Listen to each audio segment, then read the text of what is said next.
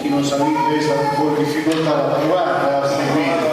E poi un'altra cosa ancora, a me è dato uno spunto da parte del maestro di Bobo, così almeno l'aria c'è sempre, così almeno noi abbiamo contemplato le cose particolari. Grazie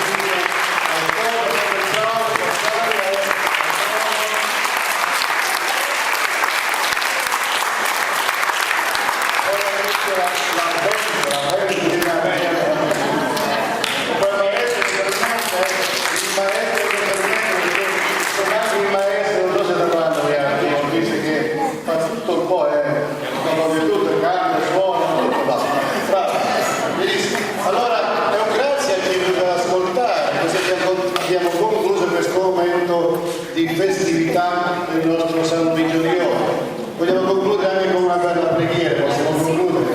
Abbiamo già pregato in inglese tante bellissime cose che ho sentito, però forse qualcuno preferisce poi anche un italiano, diciamo stasera. Allora diciamo per Padre nostro e comandarci tutti a San Vigilione perché ci possa benedire, possa sempre andare meglio questo coro e possa dare tanta fortuna per un tutto e complimenti sempre. Licenze, tutte voi immaginate